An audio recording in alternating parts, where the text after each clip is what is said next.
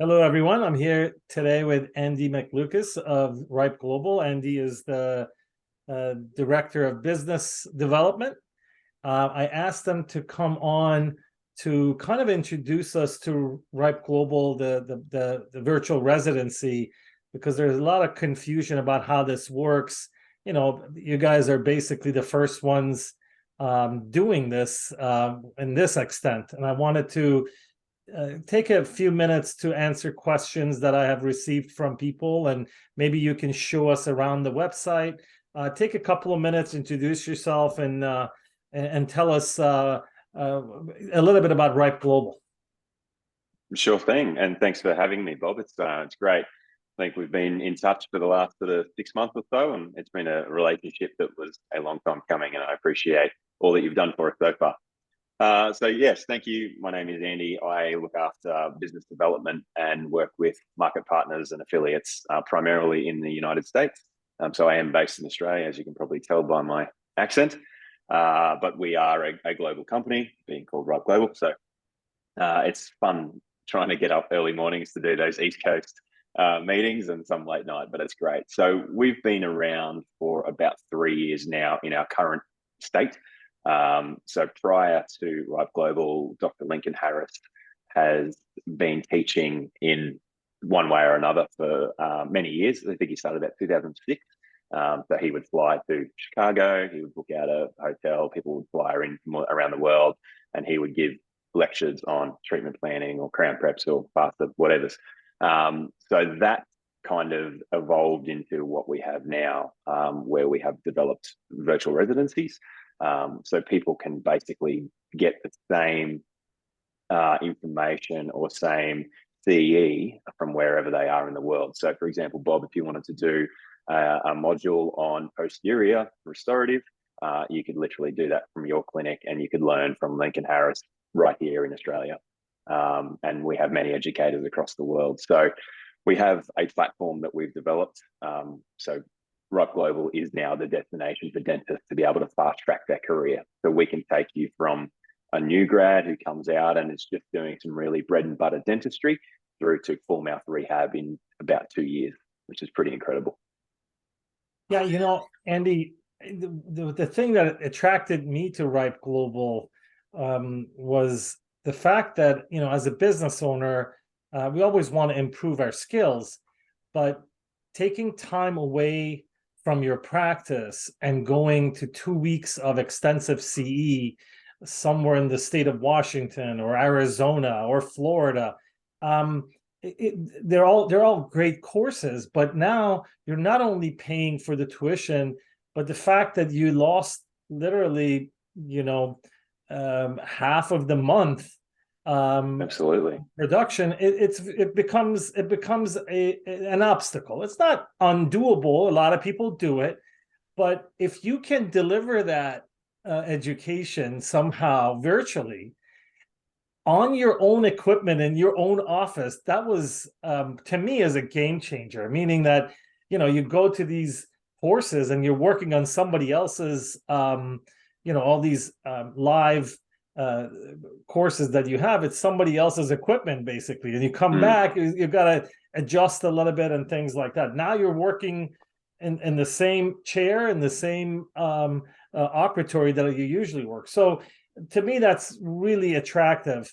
But also tell me a little bit about how do you guys figure out what to teach a person? You guys have come up with a system, right? Yeah, absolutely. I'll just go back to your previous statement about taking time out of your clinic.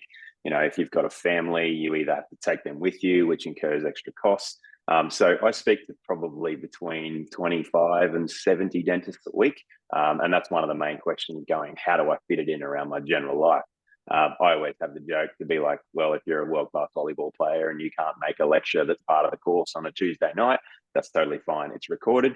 You can watch it at your own leisure. That's for the entirety of the residency too. So if you're doing a 2-year restorative residency with us, you can have access to all of those lectures for the entire 2 years, which is pretty awesome.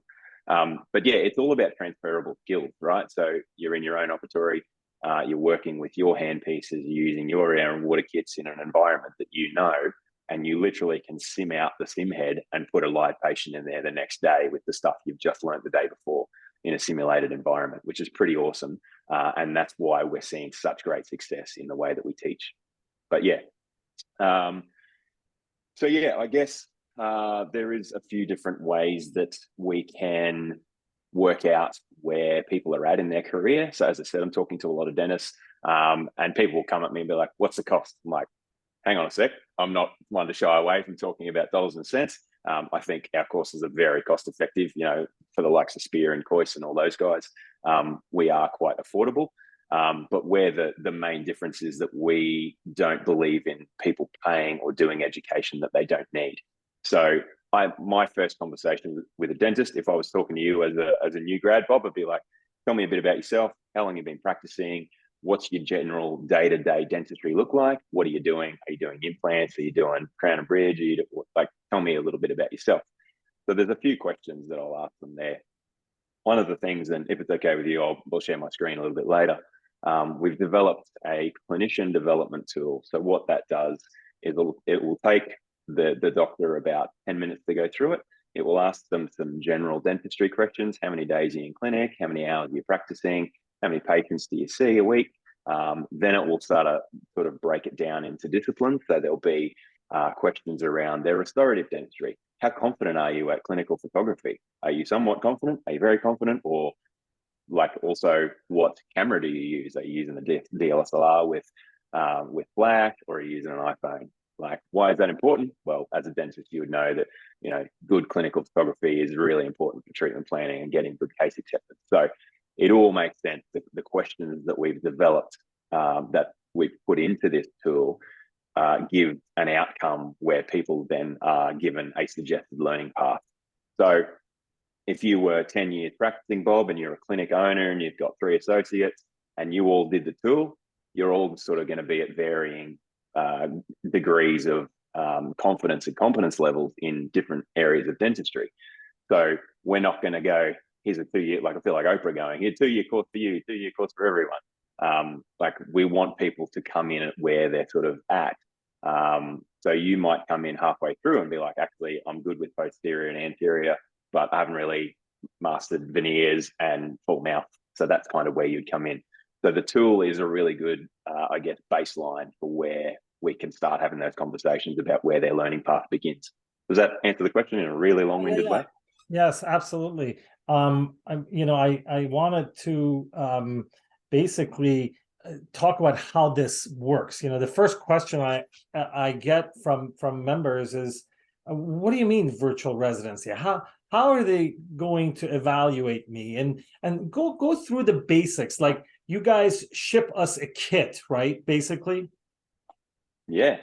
So we've developed simulation kits, mannequin heads. So they are pretty lifelike. Our R&D department are sort of always looking to innovate and make them even better than the last ones. So you shipped a mannequin head that can literally strap to your chair in your clinic.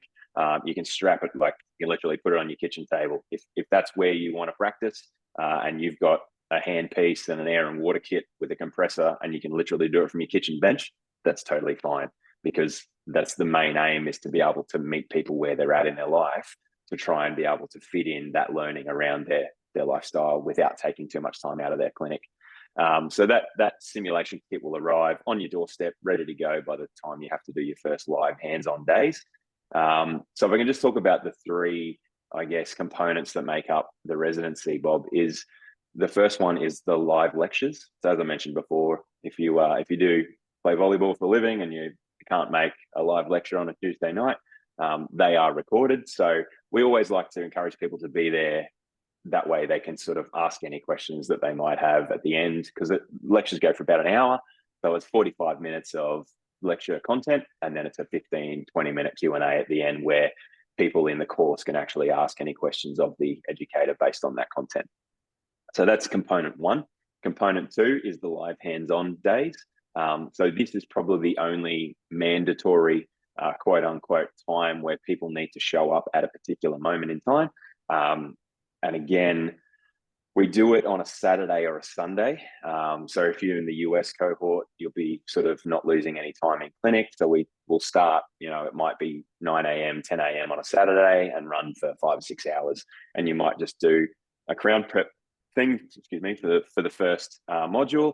And what that means is you'll do probably 15 to 20 crown preps in a session. Why is that a good thing?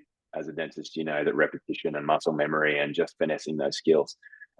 So where the benefit lies there, Bob, is that when you do a crown prep, you'll literally take the typodont out, take a good clinical photo of what you've done, upload it to, we use a platform called WebEx, which is not too dissimilar from Zoom, and that you'll upload that photo. You will then get live feedback on your screen as they will annotate and draw over your, they'll go, oh, your margins here could probably be a bit better shape and your occlusal reduction can be, whatever it is.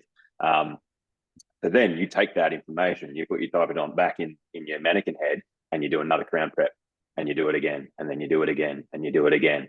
So I can speak for this firsthand. Now, for those playing at home, I'm not a dentist. I know I can probably sound like one from time to time. I came into Ripe Global in marketing, and I thought, what better way to prove how good our education is? So I actually did a crown prep day. So I did 9 crown preps back to back, and the hardest thing for me was sitting in that bloody chair for 9 hours. But by my 5th crown prep, I was starting to get a feel for, the way that you have to move the burrs around and what burr goes where. Again, I didn't know the terminology. I didn't know anything. I watched a tutorial video that Dr. Lincoln Harris had done. And then I was like, I'm just going to get in there and do it. And that's what we want people to do. We want people to fail, because what do? You learn from that, because you literally are 5 minutes away from getting feedback on what you've just failed at, which is really cool. So that's the second component, and that's probably the mandatory bit where you have to show up in a time. I'm just going to sidetrack a little bit. One of the questions that I get asked a lot is, what if I can't make that hands-on day?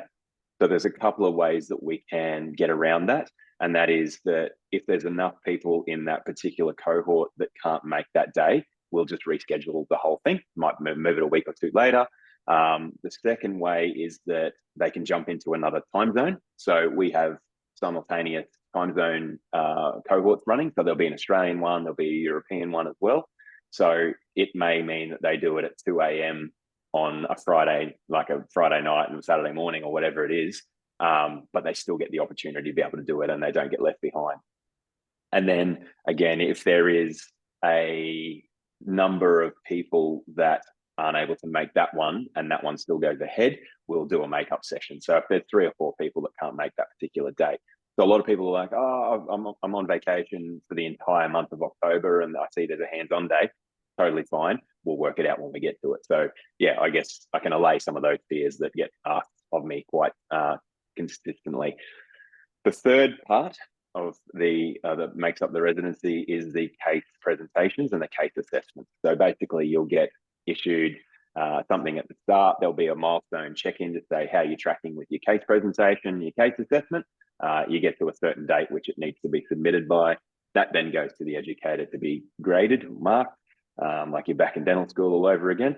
And then you basically will get that back after it's completed. So yeah, there's no sort of set time as to when that has to be done week by week, but they'll have those milestone check-ins just to sort of give our students a bit of a guide on sort of where they need to be at. Because sometimes if you're left to your own devices, you'll leave everything to the last minute and probably not do as well as you possibly could, which we've all probably done in university or college days. So we like to space that out so that we're really, because we're all about the success of our students. So if we didn't do it that way, we'd probably see a less success rate than we have currently. So that is the way that the courses are run. Did I answer that question? Yes, absolutely. One of the things that, I attended the lecture in Philadelphia last month where Dr. Harris and his brother, who is a CEO, right? He's the CEO of Ham, is the CEO of Ripe Global, and they were explaining the whole program. It was interesting to hear that this program should be attractive to almost every dentist. If you are a new grad and you feel like your dental school did not prepare you, or you, for whatever reason, your dental school was good, you just don't feel comfortable enough to see patients. You can do this on the weekends as you work, and get your skills up. If you are a dentist like myself, who've been practicing for 30 years, and at times you still want to pull the rest of your hair out of your head when you're doing an MOD back to back, in the middle of a busy day, and the contact is not coming out good, this can help. If you are an owner who wants to hire associates, but you want your associates to be up to par of what your practice philosophy is, this can help. So it's just such a wide range of use for this program, and I wish it was there when I first got out, because every time I wanted to go to one of these courses, I had a child, I needed to pay bills. I mean, it's just very difficult to take off for 2 weeks. What I wanted to ask you is that if you wanted to share your screen and show us how the website works, is that I want people to understand is that you don't just get in and do this. You go through this, like, I think that like 100 questions or something, right? And the AI basically determines where you are in your career, where you need help. Now, obviously, if there's a mistake, you can help correct that, but it tells you where you're deficient and where you're good, so you can concentrate your program on that, correct? Yeah, absolutely. I will just share my screen, Bob. Thank you. And make sure I share the right one. Is that the one? No. 2. That one? I think I'd be good at technology. There we go. All right. You can see that all right? Yes, sir. Perfect. So this is our website, which the guys have masterfully put together with key. So we're all about heat tracking and finding what the most important things to dentists and they want to know about is. So we've got a lot of content on the homepage, which is probably not ideal for a website, but there's so many things that people are asking that they want to know, and we just wanted to make it as easy as possible for people to be able to find them. So yeah, like, I guess you're able to have a look around the website. There is a plethora of information.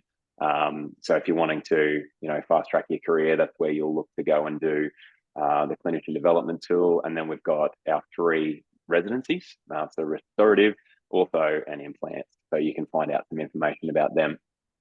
If you go into our learning section, and I'll run you through this in a sec, but we've developed basically a Netflix-style on-demand content, from a free model all the way through to like a premium subscription.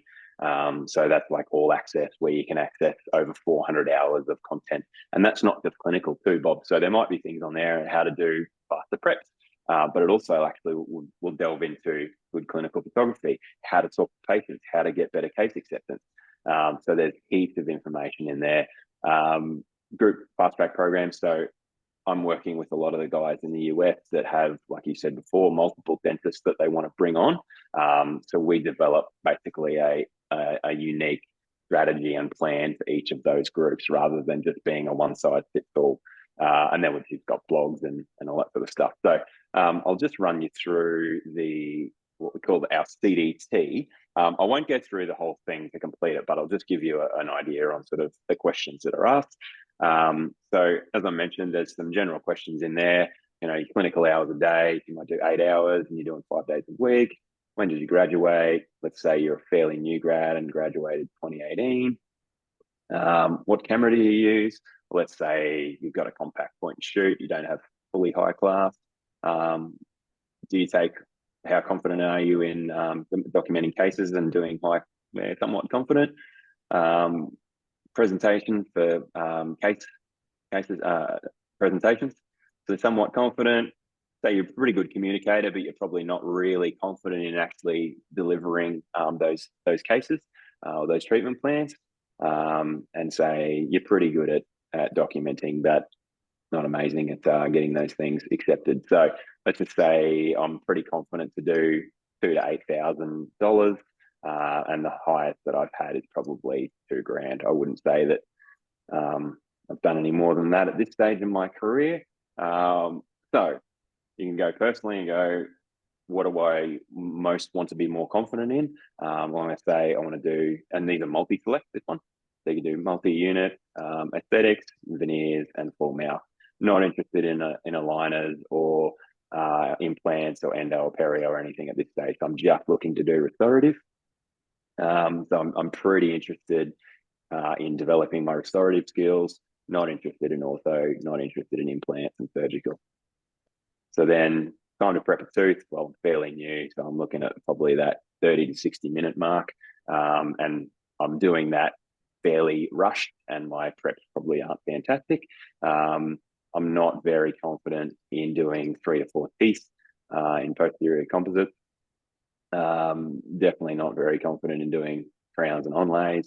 Haven't even done any anterior ceramics yet. So I'm just really fresh out. Haven't done a great deal. My principal's probably not allowing me to do a great amount of decent restorative stuff. And so therefore my let's up this a little bit. Let's go somewhat for them. How many crown and bridge do you do a month? Let's say 5. Ceramic veneers 0 at this stage. Continue. And then you can see we move on to orthodontics, and then we move on to implants as well. So what I might actually do so that we can see a result, let's just rip through this quickly. I know I wasn't going to finish it, but I really want to get to the grand prize. It would be good to see what the outcome is. Yeah. Which is all, the most important thing, I guess, like those conversations that I'm having, and people going, I want to get to earn X amount of money. So this is where it'll basically look at your production and your clinical metrics. So down the track, we actually want to be able to implement this into your clinical software. So once people have done an assessment, we actually have a dashboard created for principals and group owners where they can actually see all their associates in one thing, which I think I showed you in Philadelphia, Bob. So it's really cool that we can then hopefully pull that clinical data from the clinic software. So I'm currently working, say, 40 hours a week, and I don't want to change that at the moment. I'm happy. So then it will just populate it and say, okay, well, that equates to 174 a month. I'm pretty happy with that.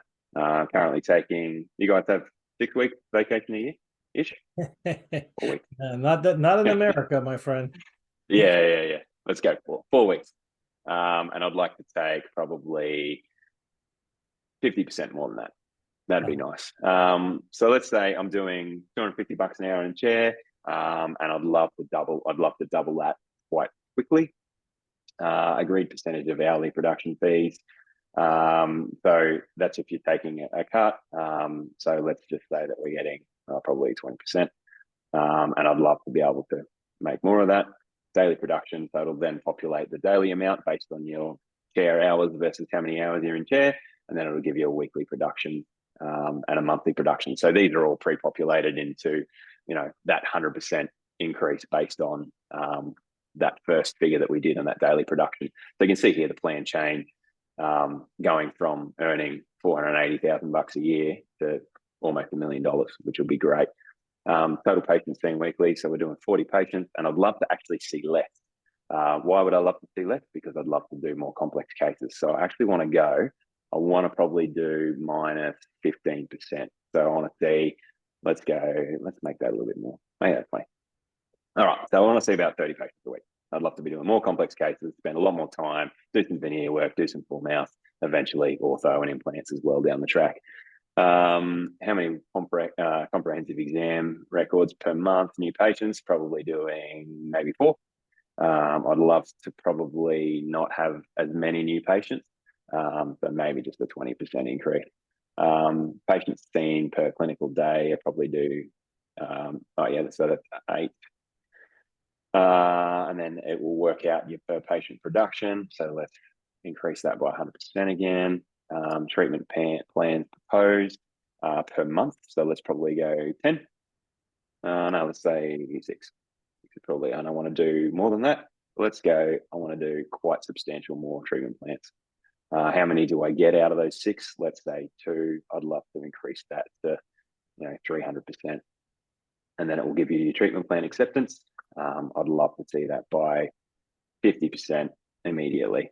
Average treatment plan proposed, let's say it's probably $500, and I'd love that to be 2 times that. Yeah, so basically what this is doing is that you answered a bunch of questions that relates to every dentist, and Yes. And it's going to spit out your assessment of this dentist and your recommendations, correct? Exactly. So as you can see here on the screen, it gives you a score out of 100, which is pretty confronting for some people. So I've done this with quite a number of dentists now, and some people have actually, I won't say they got offended by it, but they're like, oh, I thought it'd probably be higher. But then my job is to go through those results in detail. So just for example, there was a guy that I spoke to last week, anterior and posterior, like quite skilled. Like he had no issues being able to do multi-units. Like he was a dentist probably 12 years out, I think. But he did this tool and he came out with a 28% restorative score. So I was like, okay, well, and recommended that he start with the posterior module, which is the first module in our 2-year residency. So as I looked through the details, I was like, and I found it. He doesn't do any real good clinical photography. So he uses an iPhone, and therefore his case acceptance was pretty low. And he was scared to treatment plan, bigger cases because his clinical photography was so terrible. The reason I'm bringing up this guy in particular, do I put him through a 2-year residency where he's probably pretty savvy in the first 2 modules? No. So what I did with him, I gave him a call and I said, look, man, I found the reason that I think your score was so low is because your clinical photography skills just aren't there. But what I recommend you do is you still come in at the veneers module, which is halfway through, and let's get you enrolled in our platform so that you can actually go and look at clinical photography lectures with like Dr. Karen Halpern in New York. Great outcome for him, right? Because he's not doing a course or some of the modules that he doesn't need to do, but we have an answer for him as well. So that was a really cool outcome. So if we just go through this really quickly, so you can see restorative score of 31, not amazing, but not too terrible. Orthodontics, because I marked them as somewhat confident, but and implants is 22. So if we look at the skills breakdown, so if we look at these, it will give us an outcome to go, how do we propose larger treatment plans? Well, and then it just explains exactly what you will get out of the course, but also why it's important in your day-to-day life. And that's basically across general skills, restorative, ortho, and implants. And I guess the main outcome here, what do we start with? So it's recommending posterior. Why is it recommending that? Because if you look here, it will be like clinical photography. Like I marked myself fairly low on that scale. So of course it's going to be there, but it's literally going to give you a thing to go and break it down basis by basis to say, well, let's do some good quadrant dentistry. Let's do some crowns and onlays. Let's start from the ground level so that we build up those skills. And then you can basically have a look at the increase that you will see. So if you're looking, so the potential minimum production increase that you'll see even after 3 months is 4%, which doesn't sound like a massive amount. But then 6 months into a 2-year course, you literally can be looking at an average of 25% production increase, which is pretty exciting. And then that's an average. So you'd be looking at more than that if you were like, there's obviously guys that are early adopters and skill, like when they're doing repetitive skills, they pick it up really quickly. So we've seen people that have gone like 100% increase in the first 3 to 6 months, which is pretty cool. So that's basically the tool in a nutshell. And that forms the foundation for how we can have those conversations with where they need to start their learning journey. Does that all make sense? Yeah, absolutely. I wanted to kind of like talk to you about the logistics of this thing. So basically, what if someone just wants one module? You also can design a program for that person. Someone comes in and goes, look, I don't have the time. I don't want to do 2-year residency. I don't need it. All I need is to get good at veneers. You Yeah, can just put them in that module, right? I mean, obviously, if you do the whole absolutely. module price wise, there is a big breakdown. I was looking at Hmm. the pricing, and by the way, the Rep Global has been nice enough to give us a very aggressive discount deal if you sign up. And if you're interested, you contact me. I put you in touch with Andy, and you guys can discuss. But you do have separate modules. If someone says, I just want to do the implant module, you can do that, Yeah, or ortho module, right? absolutely. Like I said before, with that guy that probably didn't need to do the first 2 modules of the restorative, there might be people that are like, actually, I'm not interested in doing full mouth. I just want to do veneers. Cool, let's get you in veneers. But what's that going to mean for you? Like, that's a conversation that I have with them to work out and unlock why they want to just do that module. I mean, for me, I'm really passionate about seeing the results that we're seeing with the guys that are going through this. And obviously, we want them to earn as much money as possible. So doing some really complex full mouth cases is obviously the end game for a lot of people. But some people don't want that, right? They just want to sit and do all the way up to veneers. They're not going to worry about ortho. They've got an orthodontic specialist probably in their clinic. They can refer that. Implants, right? They can worry about that somewhere else. So it's totally up to the individual dentist on where they want to go with their career journey. So every conversation that I have, when people are like, how much is your 2-year course? I'm like, I can tell you that price, but I don't know if you need to do a 2-year course. So let's dial it back a bit. Let's go back to the foundation and go, why do you want to do some educate? Why do you want to do education? Why do you want to do it with us? What's the outcome that you want? Um, I've had people tell me, I just want to make more money. Cool. Like we all do, right? But I had someone that's been through our restorative. So she did the full 2 years. She's based in Switzerland. But her outcome for her was she wanted to fall in love with dentistry again. She'd been practicing for 20 years. Like this chick is excellent at what she does, but just hated her job. And so that was then flowing over into her personal life. So her and her husband were having some problems, the kids, she just hated her life. And so she finished 2 years, and now we're bringing her on as an educator and training because she loves dentistry again. Like she's just the poster child for the normal outcome that we were looking for. And this was 18 months ago that she completed it. So it was really cool to be like, wow, our course can actually do that for someone rather than just going, I want to earn more money. I want to be able to just do really cool, predictable dentistry. Like we all do, right? If I was a dentist, I assume that's what I'd want. But yeah, like it's really cool to have those different outcomes. So Yeah, yeah, we were discussing this in another discussion in the group recently that dentistry is a difficult job. It's not easy. It's sure. on your body, it's tough on your family, it's tough. And Yeah, on top of it, you're running a business, dealing with employees. So you need to stay enthusiastic about the dentistry part. I constantly find myself looking for different things in dentistry to keep myself in tune. One of my friends got me into the milling, yeah, yeah. the crowns, the same day crowns, and it's very enjoyable for me, and it's relaxing for me to design a crown. But I wanted to ask you about this photography that you brought up. It's an essential Mm-hmm. part of this program because it is virtual. You need to have excellent photography skills and equipment. You can't just be taking an iPhone, taking a picture and sending it. There are educators that are counting on good photographs to grade you and to tell you that you can go Absolutely. to the next module. Am I correct?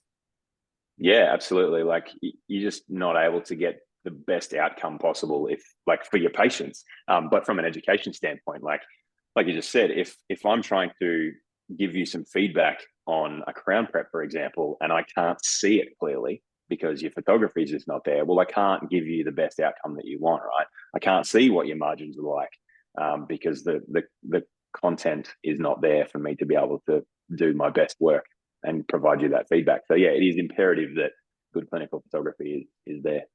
And I want everyone to also realize the fact that it's not a wasted money or skill to learn the photography, because all of these big cases that you strive to do have to be accepted by the patient. And if you cannot present the case properly on a big screen TV or a monitor, telling them this is what you need. So those skills also come in handy with treatment planning and treatment acceptance, right?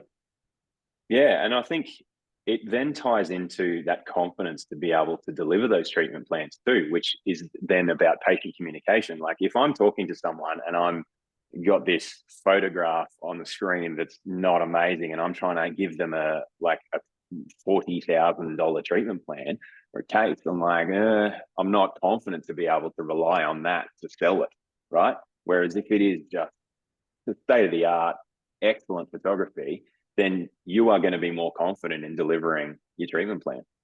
Right. So I want to summarize here what we talked about. Basically, it's a program to build confidence for new grads, for old guys like me, for practice owners who want to basically improve the skills of their new hires.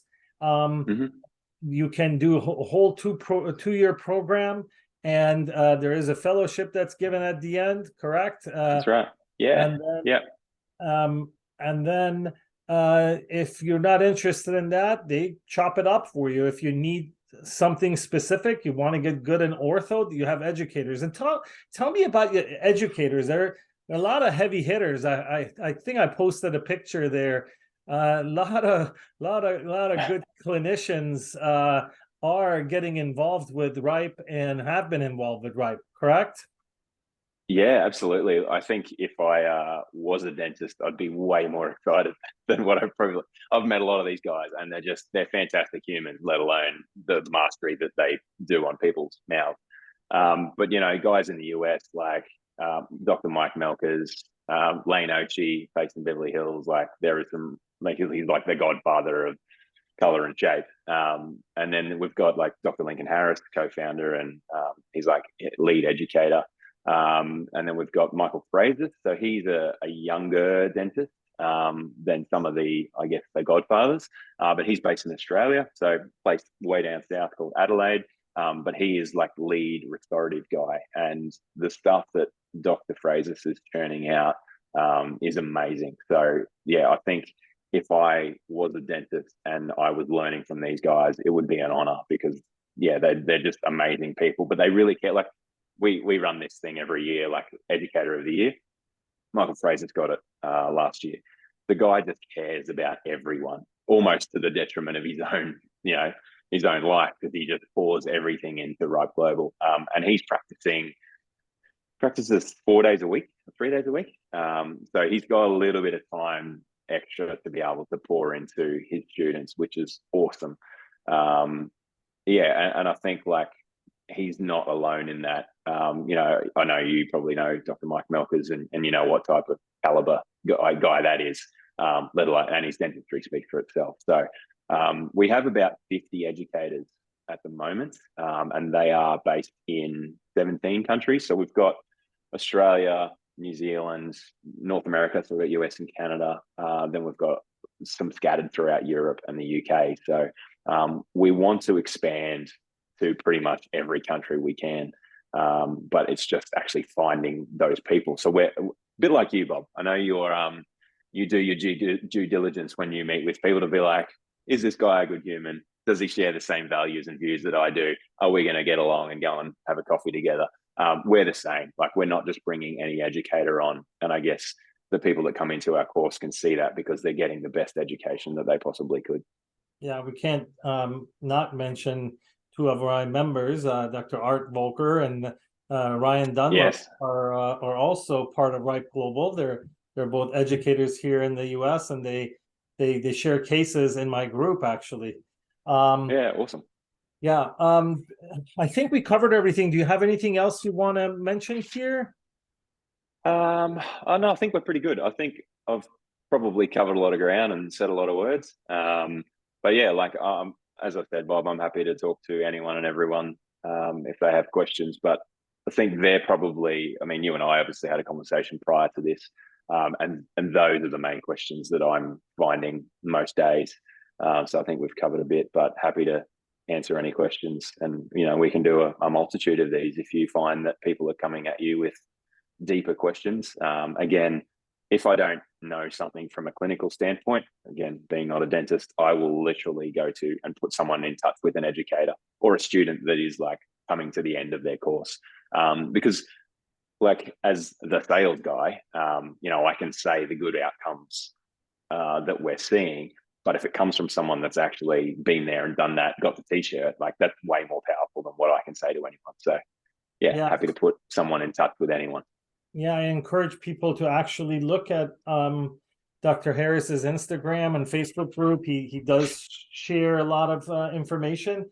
I will spill the beans that I will be having a little educational webinar with Dr. Harris on in a couple of days. Excellent.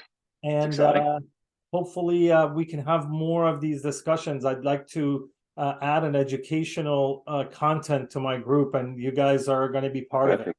I want to thank you for being here today, and hopefully if anyone has any questions, they contact me and I put them in contact with you. It sounds amazing, Bob. I really appreciate it, and yeah, it's great to chat to you. Great. Thanks so much.